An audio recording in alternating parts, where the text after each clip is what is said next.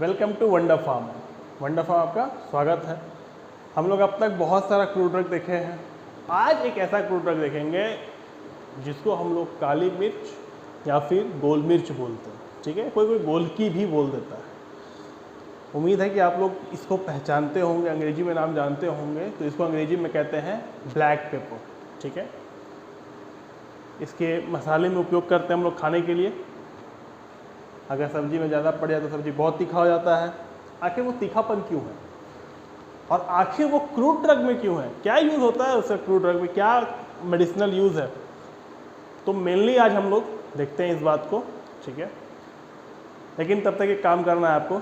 अगर अब तक आपने सब्सक्राइब नहीं किया है तो प्लीज़ सब्सक्राइब कर दीजिए। और अगर आपको मेरा वीडियो पसंद आता है, लेक्चर पसंद आता है, समझ में आता है तो लोगों को शेयर भी कर दीजिए। तो ब्लैक पेपर से स्टार्ट करते हैं। सबसे पहले इसका बायोलॉजिकल सोर्स देखते हैं हम लोग। ठीक है, तो क्या कहता है बायोलॉजिकल सोर्स इसका। तो ब्लैक पेपर जो आप देखते हो ना, वो एक्चुअल में कच्चा फल होता है। ठीक है, जिसको सुखा के कलेक्ट किया जाता है। तो क्या होता है अंग्रेजी में देखें, ड्राइड अनरिप फ्रूट, कच्चा फल सूखा हुआ। किस प्लांट का, पीपर निग्रम लिन। ठीक है, देखिए जो इसका जो नाम है इसी से इसका फैमिली नेम है। फैमिली नेम क्या है, पीपर एसी, पीपर निग्रम लिन, पीपर एसी। तो क्या लिखेगा आप, it consist of dried unripe fruit of Piper nigrum Linn belonging to family Piperaceae. ठीक है, एकदम सिंपल, नॉट बहुत कॉम्प्लिकेटेड। ठीक है, ज्योग्राफिकल सोर्स आखिर कहाँ कहाँ दुनिया में पाया जाता है। तो सबसे पहले देखते हैं कि इंडिया में कहाँ पाया जाता है। तो ये इंडिया में एक्चुअल में ये पाया जाता है आपको असम में, कर्नाटक में, केरल में और महाराष्ट्र में। एक्चुअल में ये इंडिया का ही प्लांट है, इंडिजिनस इसका जो है वो इंडिया से ही है। ठीक है, इसके अलावा दुनिया में और भी जगह पाया जाता है, जैसे आपको मालदीव है, श्रीलंका है, मलेशिया है, इंडोनेशिया है, ब्राज़ील है, साउथ अफ्रीका है और वेस्ट इंडीज़ है। ठीक है, तो आई थिंक बहुत ईजी था, दोनों याद रहेगा आपको। ठीक है, सब देश याद नहीं रहता तो कम से कम Malaysia, Indonesia, South Africa, West Indies याद रखिए या श्रीलंका याद रखिए। ठीक है, चलिए केमिकल कॉन्स्टिट्यूएंट पे आते हैं। आखिर एक्चुअल में इसमें क्या क्या पाया जाता है, कौन से केमिकल्स होते हैं जिसकी वजह से ये अपना मेडिसिनल इफेक्ट दे पाता है या फिर इसके टेस्ट वैसा है, तो वो सब चीज़ इसमें हम लोग देखते हैं। तो सबसे पहले इसमें जो एक्टिव कॉन्स्टिट्यूएंट है, जो मेन कॉन्स्टिट्यूएंट है, उसका नाम है आपको पिपरीन। ठीक है, पिपरीन आपको अलग अलग स्पेसीज में अलग अलग कंपोजिशन मतलब परसेंटेज में पाया जाता है। ठीक है, जैसे जो लंबे पीपर होते हैं यानी जो लंबे गोल मिर्च होते हैं उसमें 1-2% ही होते हैं, लेकिन जो जनरल वैरायटी के गोल मिर्च हैं जैसे वाइट पेपर, ब्लैक पेपर, तो उसमें आपको 5 से 10% होता है। तो एग्जाम में आपको 5 से 10% पे ही फोकस करना है।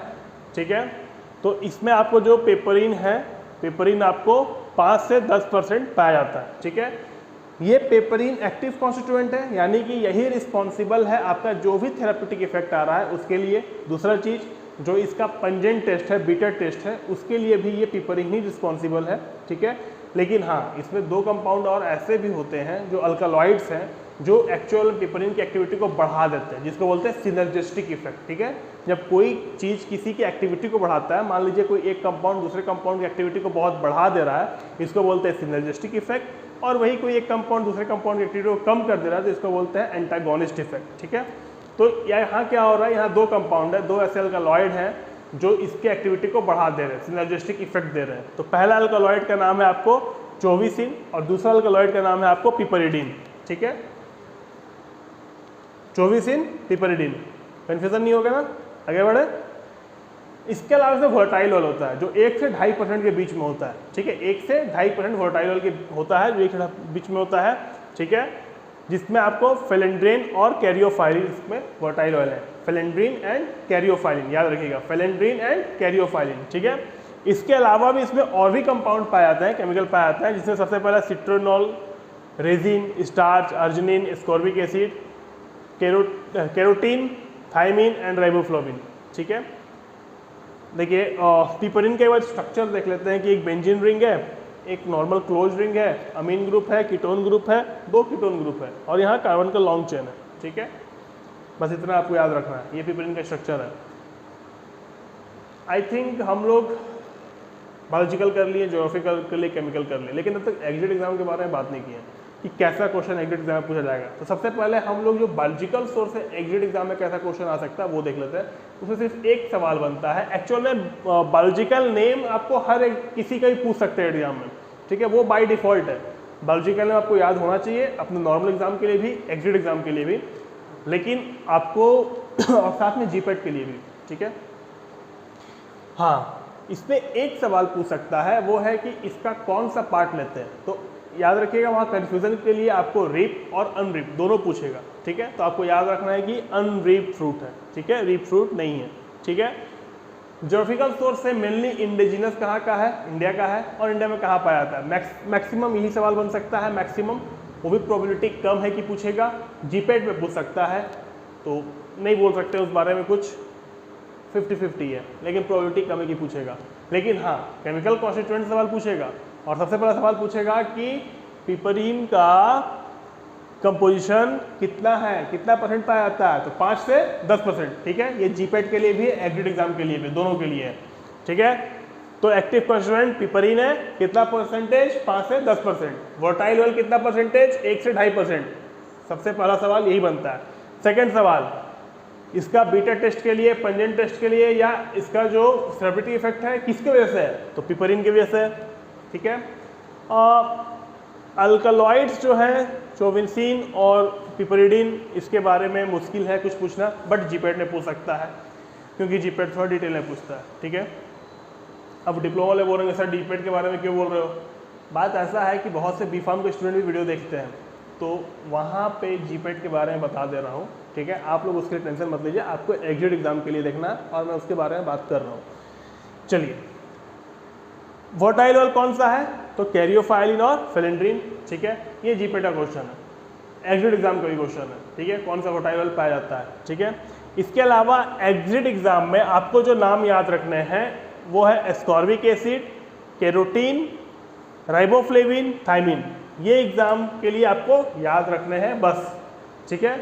चलिए, स्ट्रक्चर तो आपको याद करना है सर, स्ट्रक्चर एग्जाम में भी लिखना है चाहे कुछ हो जाए, और एग्जिट एग्जाम के लिए भी याद रखना है, क्योंकि एमसीक्यू में स्ट्रक्चर पूछ देगा कि इसमें से पिपरीन का स्ट्रक्चर कौन सा है। तो स्ट्रक्चर बाय डिफॉल्ट है, बायोलॉजिकल नेम बाय डिफॉल्ट है। ये दो चीज़ आपको हर एक का करना है, वो डिफॉल्ट है। उसके लिए मत बोलिए कि आपने तो बोला ही नहीं था, वो आपको हर एक का करना है, ठीक है। एक्टिव कॉन्स्टिट्यूएंट का, not each and every constituent, only active constituent, okay. Use पे जाते हैं, आखिर आप जाते हो लड़का देखने लड़की देखने तो पूछते हो ना भाई कि आखिर क्या खूबी है, क्या करता है लड़का शादी के लिए, या फिर इंटरव्यू लेते हो तो पूछते हो ना कि आप में क्या खूबी है, चेक करते हो ना। तो यहाँ पे खूबी देख लेते हैं भाई, कहा है इसको क्रूड ड्रग में आता है, ये क्या बात है इसमें, ऐसा कौन सा खासियत है, तो देख लेते हैं। एनाल्जेसिक, एंटीपायरेटिक, बुखार दर्द दोनों में काम आता है, ठीक है। एंटीऑक्सीडेंट, एस्कॉर्बिक एसिड है ना इसमें, तो एस्कॉर्बिक एसिड का काम है एंटीऑक्सीडेंट करवाना, तो ऑक्सीडेशन से बचाता है ये, ठीक है। तो बॉडी के लिए बहुत बढ़िया है, लेकिन ज़्यादा खा लोगे तो बॉडी के लिए बहुत ख़राब भी है, ठीक है। ज़्यादा नहीं खाने का, जितना यूज़ होता सब्जी उतना ही खाने का। अगर एंटीऑक्सीडेंट है तो प्रिजर्वेटिव भी है, क्योंकि प्रिजर्व करके रखता है, ऑक्सीडेशन हो जाएगा तो चीज़ें खराब हो जाएगी, तो प्रिजर्व करके रखता है, तो प्रिजर्वेटिव भी है। इसके अलावा ये रूबिफिसेंट है। रूबिफिसेंट का मतलब होता है कि आप जब कोई क्रीम को अपने स्किन के ऊपर यूज़ करते हो तो वो स्किन को लाल कर देता है। क्यों लाल करता है, क्योंकि वहाँ के जो ब्लड कैपिलरीज होते हैं उनको ये डाइल्यूट कर देता है। जब डाइल्यूट करता है तो ब्लड का वहाँ पर सर्कुलेशन बढ़ जाता है, तो वो उसके वजह से लाल होता है, कोई नेगेटिव इम्पैक्ट की वजह से लाल नहीं होता है, ठीक है। अब शर्मा का चेहरा लाल हो गया तो मतलब ये नहीं कि रूबिफिसेंट लगा लिया है, ठीक है, ध्यान रखें। रूबिफिसेंट का मतलब होता है लाल करने वाला, शर्म होने की वजह से लाल होता है वो नहीं होता है, ठीक है। चलो, कॉस्मेटिक बनाने में यूज होता है, एक और जगह यूज होता है, इंसेक्टिसाइड्स को बनाने में भी इसका उपयोग करते हैं, ठीक है। एपेटाइट और डाइजेशन को ये बेटर कर देता है, ठीक है। उसके अलावा एंटी माइक्रोबियल प्रॉपर्टी देता है, ठीक है, यानी कि बैक्टीरिया और फंगस के खिलाफ, यानी माइक्रो ऑर्गेनिज्म के खिलाफ बहुत बढ़िया काम करता है। इसके अलावा आपको ध्यान होगा कि ब्लैक पेपर को यानी काली मिर्च को हम लोग काढ़ा में भी उपयोग करते हैं। आखिर काढ़ा में क्यों उपयोग करते हैं, क्योंकि ये जुकाम, कफ और गले की इन्फेक्शन यानी टॉन्सिलाइटिस वगैरह में काम आता है ट्रीट करने में, ठीक है। तो इसीलिए इसको काढ़ा में उपयोग करते हैं। तो एक बार रिवीजन हो जाए, काम खत्म हो जाएगा। देखिए क्या करता है, ये अनड्रिप फ्रूट है, किसका, पीपर निग्नम लिन, किस फैमिली से, पिपरेसी, पीपर से पिपरेसी हो गया, पीपर से ही पिपरिडीन हो गया, पीपर से ही पिपरिडीन हो, सॉरी पिपरीन हो गया और पिपरिडीन हो गया, ठीक है। एक्टिव कॉन्स्टिट्यूएंट पिपरीन, कितना कंपोजिशन 5 से 10% पाया जाता है, अलग अलग स्पेसीज में होता है, ठीक है। पिपरीन की वजह से ही इसका थेरेप्यूटिक इफेक्ट है, पिपरीन की वजह से ही इसका बिटर और पंजेंट टेस्ट है, ठीक है। उसके अलावा पिपरीन के लिए सिनर्जिस्टिक इफेक्ट कौन देता है, कौन सा अल्कलॉइड रिस्पॉन्सिबल है, तो चिवोसिन और पिपरिडीन, ठीक है। पिपरीन को हेल्प करता है ये, ठीक है। कौन से इसमें वोलेटाइल होता है, कितना होता है 1 से 2.5%, कौन कौन से, कैरियोफाइलिन, फिलिड्रीन, ठीक है। उसके अलावा इसमें और भी चीज़ पाए जाते हैं, कौन कौन से चीज़ पाए जाते हैं, citronellol, resin, starch, arginine, ascorbic acid, carotene, thiamine, riboflavin.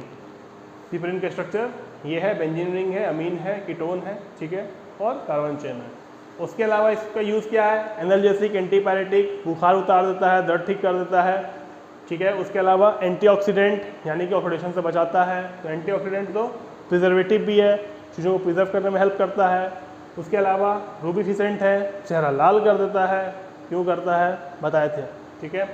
Cosmetics में इसका उपयोग करते हैं, इंसेक्टिसाइड्स बनाने में इसका यूज़ करते हैं। उसके अलावा डाइजेशन और एपेटाइट को ये बढ़ा देता है। उसके अलावा एंटी माइक्रोबियल की तरह काम करता है, सर्दी खांसी जुकाम में इसका उपयोग करते हैं, इसीलिए कोल्ड कफ थ्रोट इन्फेक्शन में इसका यूज़ होता है, इसीलिए काढ़े में इसका उपयोग करते हैं।